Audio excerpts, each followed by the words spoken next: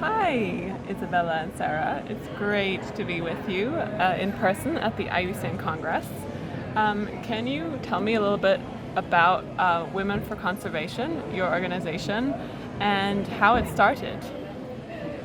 Hi, my name is Sarah Lara. I'm the founder of Women for Conservation. We decided to start Women for Conservation about 15 years ago, and it started as a project, as a pilot project, because I saw the need of creating opportunities for women to be connected and to get hands-on working in conservation, and also touch on really important issues as family planning. And last year, a year and a half ago, we decided to create our own NGO to be able to go out and speak up about what we think is super important and connect the dots and the intersection between women empowerment and conservation issues. Great. So you guys are based in Colombia. What is special about the biodiversity in Colombia? So, hello, my name is Isabela Cortés. I am co-founder, but at this moment I direct projects in Colombia. I live directly in one of the nature reserves called El Dorado, which we monitor endemic species of birds, bats. We also monitor endangered species of plants, and in that area there's a huge biodiversity. It's a key biodiversity area, and it's also an important bird area. So it is one of the most unique forms of geography. One of our main focuses is working with important bird areas. So we work in key biodiversity areas that are significant in many species. By empowering local communities, especially women, we are able to further protect these areas. One of the most important things that we do is we empower women to pursue their sustainable livelihoods in these areas, and also to be able to be more educated in the sense that they receive sexual reproductive rights education as well as family planning methods. So we are very passionate about talking to these women about the importance of species of birds and overall the importance of conservation of the ecosystems, but also we talk to them about important issues like domestic violence. We talk to them about cancer prevention and the importance of family planning at an early age. Okay, great. So you mentioned a little bit the importance of empowering women and improving access to family planning.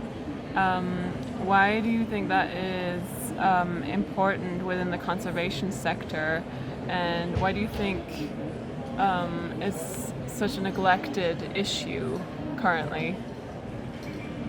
Well, in my personal opinion, I think is to a certain point is still a taboo, and people don't really want to talk about the connection between family planning or population and the pressure on the resources, natural resources.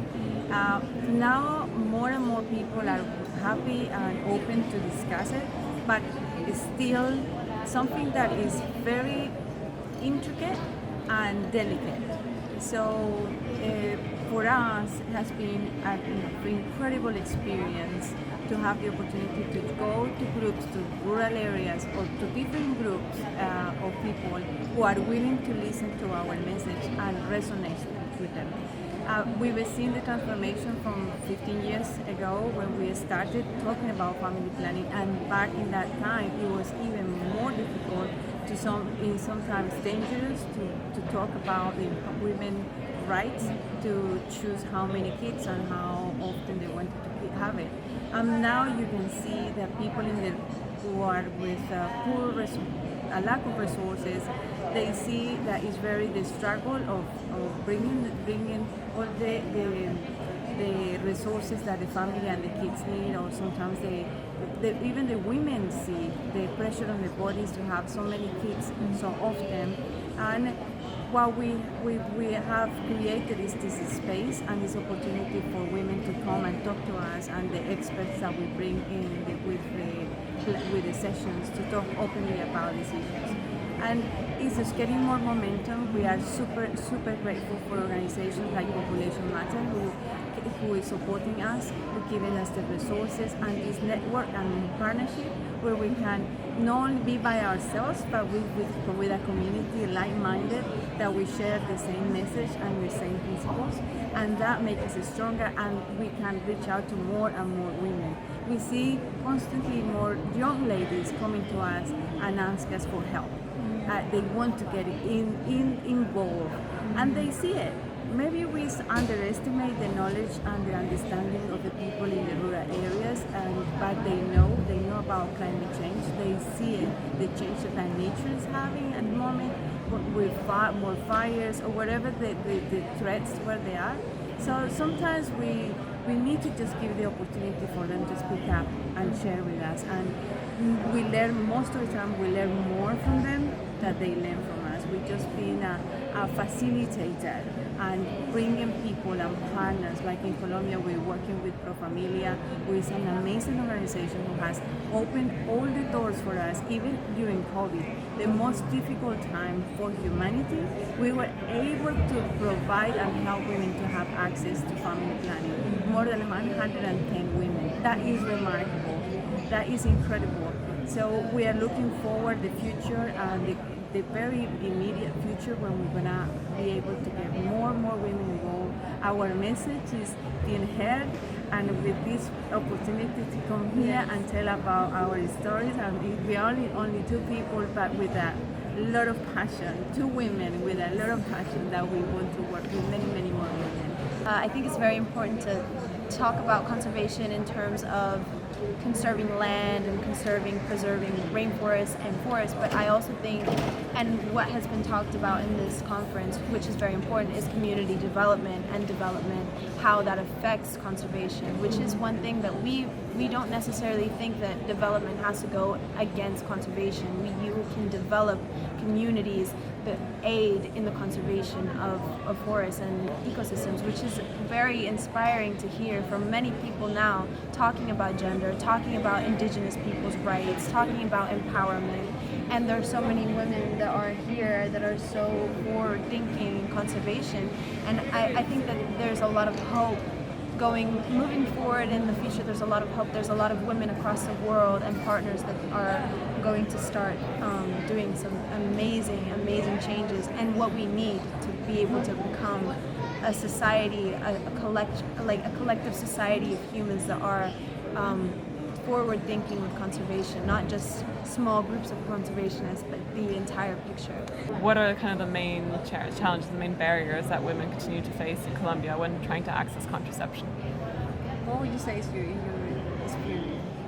In my experience, I think that accessibility is one of the main factors that really pushes people back in accessing this, because we're talking about extremely large masses of land, and it's very far distance. From example, like in England, everything's close together and it's a small country, but you can access a city very easily. But in Colombia, we're talking about mountain ranges that seem like islands, completely apart from cities and towns, which makes it difficult to even get a normal doctor's appointment. So what we facilitate is we actually help them the entire step of the way, and we cut down their the costs of transportation. We completely support the transportation, the food, all of the even the logistics within the doctor's appointments, and getting that kind of communication directly, which is helped through Pro Familia, is really important, because these women are living day to day. They're getting very low amounts of money, so this is seen as almost a luxury to be able to afford this kind of procedure. So it's very important to take that into consideration. There's so many people that are, they're in these areas that are very rural, inaccessible, and so what we try to do is we try to make it as easy as possible also for the checkups to be done, to take the women from the closest city, transport them there, which are the nurse, the psychologist, to talk about these important issues like domestic violence, like prevention of infectious diseases, as well as what to expect in the months coming after getting family planning. So a concrete example is with the support of Population Matter, what we've been able is to organize more visits. So from the women, for instance, we have our own a woman who has been super interested and excited to lead on this project in the rural community. Kelly is her name, Kelly Julio, who we love. She is now the woman who calls all the ladies in the area, and she tell us when they have a group of 12, because 12, 13 maximum is the capacity that the doctors can see in one day. So when we have this number of women interested, which is very quickly, within 2 weeks, we already have another group of women ready to go. And we get our transportation where they all go. Some of the women have to walk 2.5 hours to come to the meeting point. They leave 4 in the morning, 4:30 in the morning. The van takes them down to Santa Marta when the doctors are waiting for them. And within one visit, they have the checkups, and the doctors decide what is the best method and when they can have the implant. Or some women, like is the case, they already have the operation for permanently tubal ligation. Thank you. And that was never heard of. We not even dare to propose it or even suggest it. But there was their own women who came to us and said, "Would you help us with the procedure?" Yes, and it started from something like 15 years ago, working in Bauhil. That was a very difficult era. It was a very different time when the men would really react negatively to this kind of procedure and to this kind of access to it. And so now we're seeing actually the men are happy, and when I go and do these checkups, the men sometimes come with the women, and they are thanking us. They're thanking us. They're saying, "Thank you so much for the support. You don't understand how difficult it would have been for me to get this for my girlfriend or my wife, and thank you so much for helping us do this, because it would affect my life as well, because it affects men's life just as much as women's lives." And that's what we're doing. We want to make this a whole community involvement, not just with family planning, but also with education, environmental education, which is very important. Which goes hand with hand when the family planning, but Isabella is saying. So we're involving them in different trainings, like the ecotourism, because the areas where we work, they are of high value for biodiversity, but super rich in species of birds. So obviously there is green jobs, green economy, that it can be developed further. So we're looking into that, micro loans, and see how we can help them to get going and get that spark becoming bigger and bigger. But to our surprise, it's taking less time than we anticipated to see positive, a great impact, which is fabulous. So we have the intention now, thanks to the support, we want to branch out and have 5 more locations in different areas in Colombia. So it's very exciting news, and it's bringing us to the next level. Yes, I think that there's so many people that we can still, obviously, we can involve and work with, and with this funding, it really helps us organize the logistics in very difficult areas or even more inaccessible. And Amazon is one of the big places that we want to work and continue work with other organizations. That Pro Familia is there, but there's Bienestar Familiar, and we want to connect these. And I think it's very important because we are coming through a very difficult time in Colombia. It's very difficult on multiple fronts. But it's necessary. This is very necessary to continue, especially with women that haven't been able to get any kind of information, even a mammogram. They've never received this information. So it's very important in rural settings, and we're very inspired to continue this. And we're so thankful for all of your support so far. Great, fantastic. So we're at IUCN Congress, obviously. If you could say one thing to all the senior executives and decision makers that are here at the Congress, what would you say?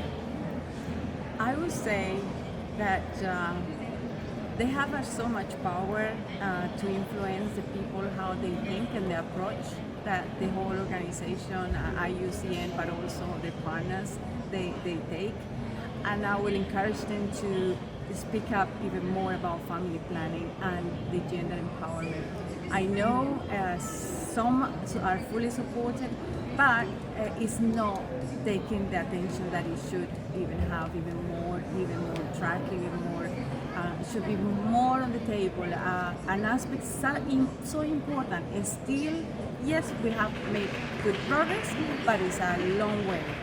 And I would like to encourage them to maybe, I don't know if it's maybe being precautious or it's a very delicate issue. I don't know what it is, but I will encourage them because it is so important, and you will be surprised to see so many women who are really delighted that this is being spoken, the stories have been shared, and they would like to see more. And I know there are so many wonderful men and women who would like to support initiatives such as what the Job That Population Matter is doing and benefiting small partners like ourselves.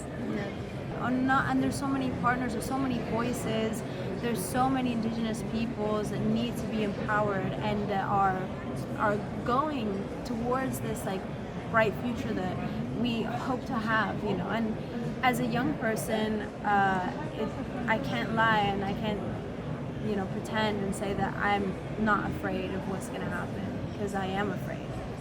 But I think that if we can work towards a collective thought of mindfulness over what we do with nature, and not just like every day-to-day person, but governments, and we remove the ego. If we remove the ego of organizations, of politicians, remove the ego of how society is structured, I think that, you know, we could really get further. And I think that what we're doing here is really important, but I hope that by the time next Congress comes around, there's more change, there's more results. And I'm very happy to hear a lot of people talking about gender now. I'm sure it wasn't like that 10 years ago, but it is really important. It is something that is new, and I think that it can be expanded on a lot. And not just gender, but indigenous rights and the ability to elevate their voices, you know, not talk for them, but give them the microphone, you know. That's what I'm really pushing for. And by the time next Congress comes around, I hope that this has grown into something, an unstoppable movement of the entire world. Are women going to save the planet? Yes, if men give us the chance. What I think that women are going to do it and it doesn't even need men to give them the chance. They're gonna do it anyway. I mean, and some of the most like empowering women are the ones that, you know, like have had the most difficult times, really. And I think that even through that, there's so much resilience in women. There's so much strength. I think that we are going to make it, yes or yes.